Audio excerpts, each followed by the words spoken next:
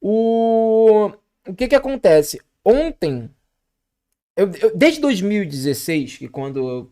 Desde 2014, né? Mas desde 2016, que quando a coisa da rede estourou de fato, as esquerdas não pautam o debate na internet, então elas agem apenas de forma reativa. O que é agir apenas de forma reativa?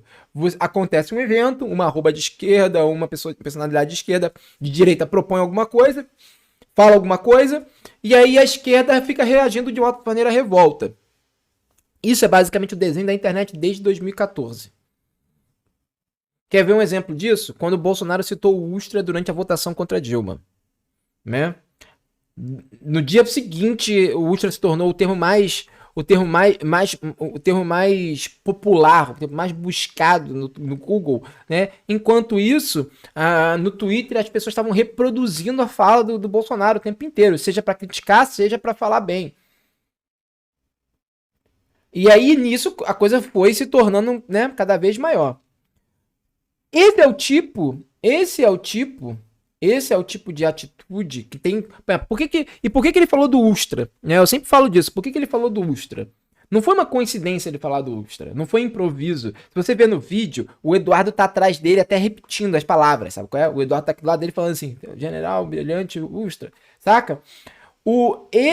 Aqui, a citação do Ustra já era uma tática que vinha sendo utilizada, pelo menos desde 2014, porque quando a galera que era a favor, que era intervencionista, o pessoal ligado ao clube militar, tava numa discussão sobre ditadura militar, se os caras falassem sobre os benefícios da ditadura militar, nossa, a ditadura militar foi, né, desenvolveu, todo mundo estudava, tinha 10 likes.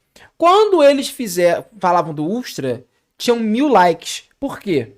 Porque não é porque a galera gostasse mais do Ustra, era porque, como o Ustra era uma matéria mais polêmica, nos algoritmos da internet, ele acabava sobressaindo. Então era uma coisa que eu me particularmente revoltava na época, porque quando a gente fazia uma postagem sobre a CNV, olha, a CNV hoje fez uma oitiva lá na Casa Azul, a gente fez uma delegação lá na Casa Azul, a gente entrou, fizemos um coloque lá, vimos onde as pessoas sendo torturadas. 10 compartilhamentos, 10 pessoas de direita, de esquerda falando alguma coisa lá. Sendo que dessas 10, 2 estavam reclamando que a CNV não ia prender as pessoas e ia tudo terminar em pizza. Sendo que esse nunca foi, né, o propósito da CNV, e uma comissão como a CNV não tem esse poder. Mas enfim, a gente não vai entrar nessa história, porque é sempre bom lembrar desse derrotismo absoluto, né? E aí o que acontece? Quando tinha uma postagem dos caras falando do Ustra, você tinha 100 pessoas comentando lá, né, 200 pessoas comentando lá, sendo que 100 eram de esquerda, reclamando daquilo. Então as pessoas de esquerda, no lugar de estarem comentando nas postagens da CNV, ou de pessoas que estão fazendo trabalho sobre ditadura, mostrando o que aconteceu, as pessoas estavam comentando na porra das postagens da direita que estavam falando sobre Ustra. Então o termo Ustra foi crescendo em relevância por causa disso. Foram fazendo vídeos, saiu o livro dele foi fazendo sucesso. E aí os caras foram, né? Os caras foram pegando, aí por isso que o Bolsonaro vai lá e solta no dia da votação ele solta a coisa do Ustra. Sacou? E aí desde então, esse é o padrão da internet. Esse é o padrão da internet. Os caras, eles estão o tempo todo jogando narrativas, jogando palavras, jogando acontecimentos, pra gente sempre ficar falando disso e nunca poder se articular. Porque, gente, é o que eu falo. Atenção, trabalho, são elementos limitados. São elementos limitados. Tipo assim, são recursos finitos.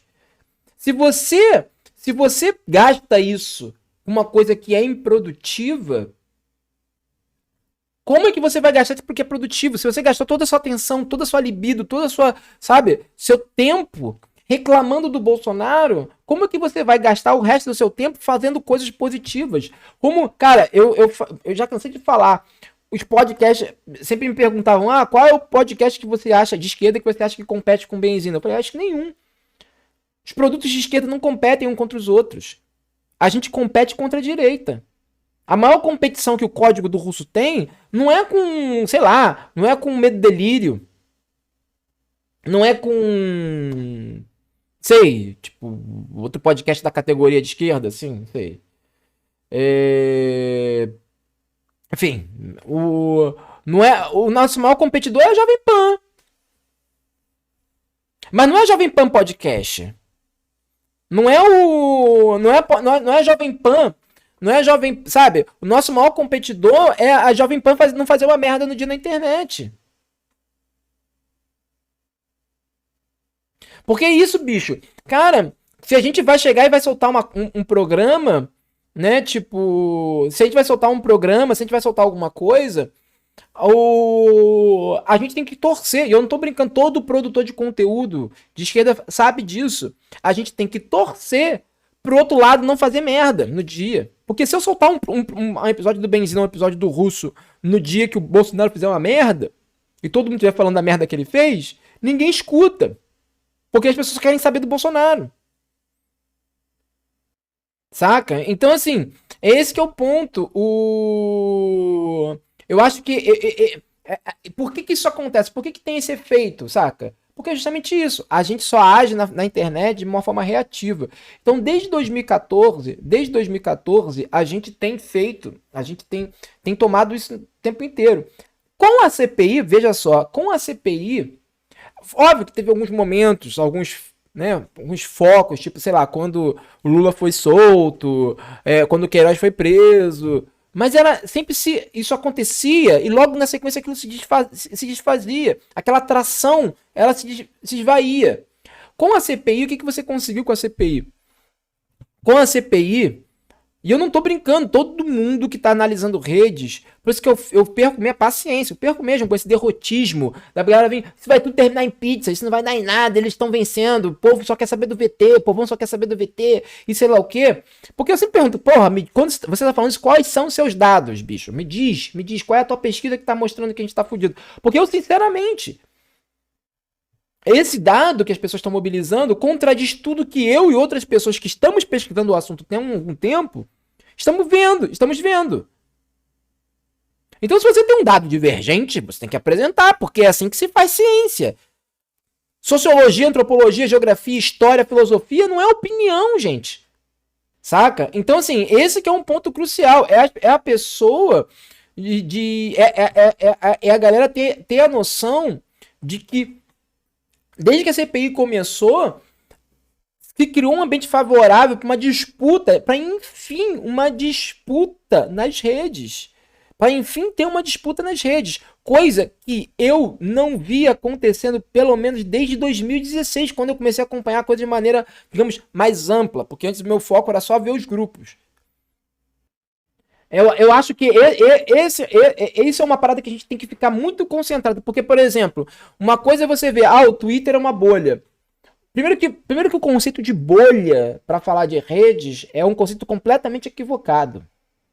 É um conceito completamente equivocado. Se o Twitter não tivesse uma importância, por que o Trump chorou tanto quando perdeu a conta dele lá? Por que o Bolsonaro faz do Twitter um dos seus principais veículos de comunicação? Por que a Secom faz do Twitter um dos seus principais veículos de comunicação? Por que os bolsolavistas lutaram tanto para controlar o Twitter ao longo dos últimos anos?